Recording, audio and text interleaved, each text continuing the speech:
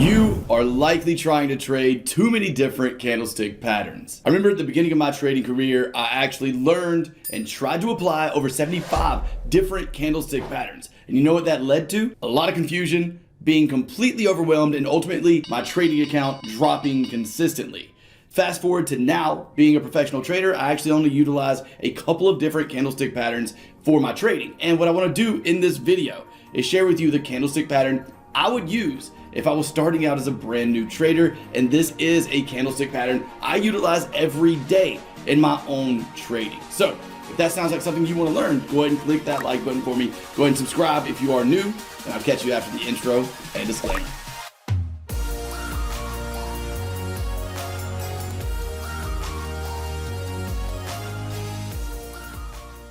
Welcome back, and just in case you are brand new, my name is Steven. I've been trading for about a decade, and I have three main missions: make money, help other traders do the same, and work up the courage to go skydiving. Now, this channel helps me do the first two, so let's go ahead and get started with this video. I believe that this candlestick pattern is one of the most slept on patterns in trading.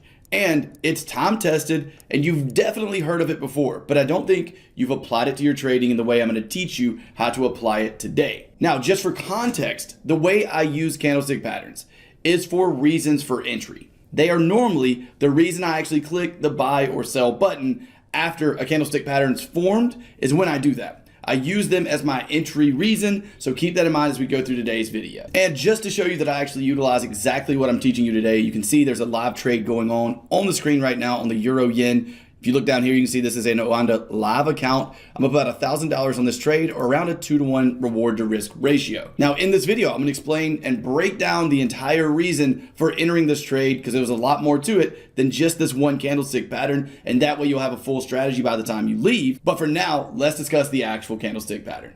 The engulfing candlestick pattern. Now I know a lot of you have probably heard of this pattern and may even know how to spot it on a chart, but again, I'm going to be teaching you how I use these patterns to actually pull profits out of the market, so stick around if you are that person. But if you're brand new and don't know what this pattern is, I want to go ahead and give you a little tutorial of it right now.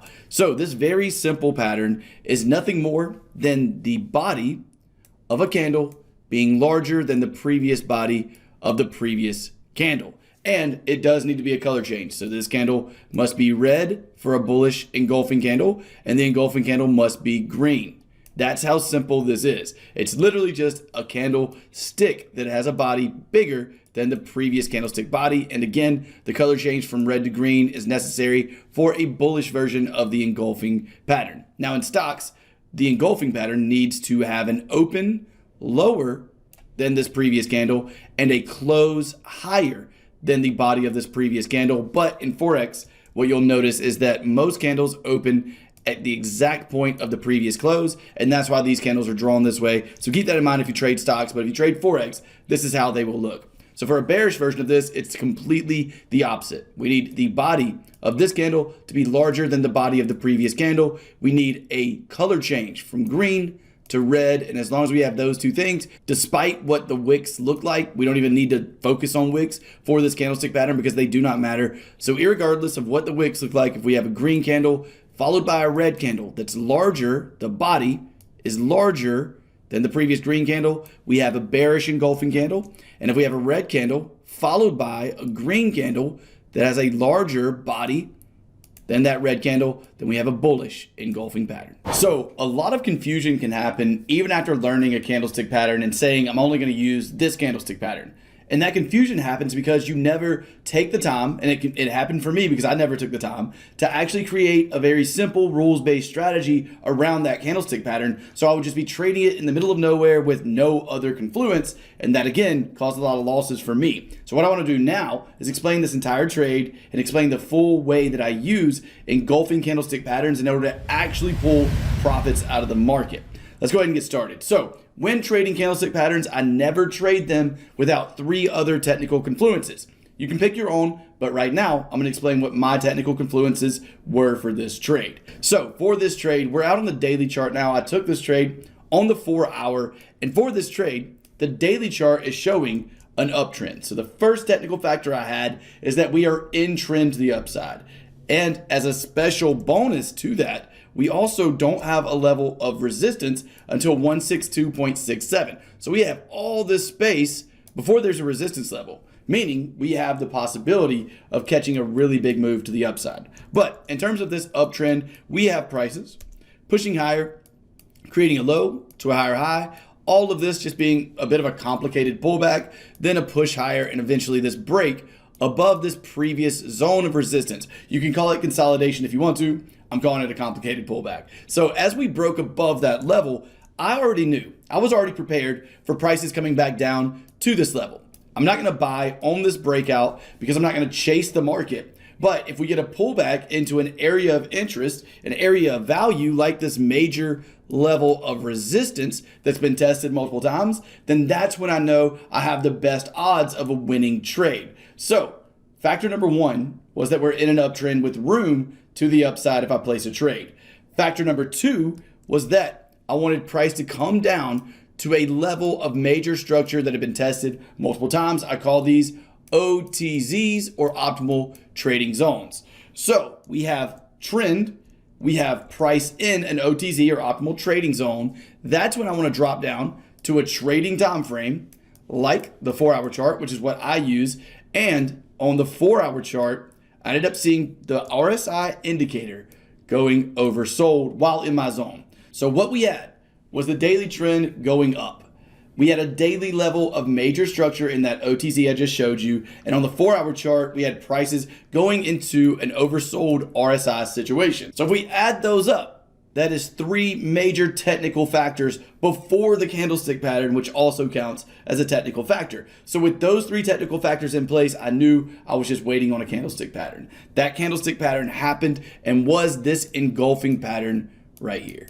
As you can see, follows the rules of our bullish engulfing pattern. We have a big green body candle that's got a bigger body than the previous red candle, making this a valid engulfing pattern and the reason I decided to actually press the buy button on this specific trade. So no single candlestick that you learn will ever make you some super profitable trader just because of a single candlestick.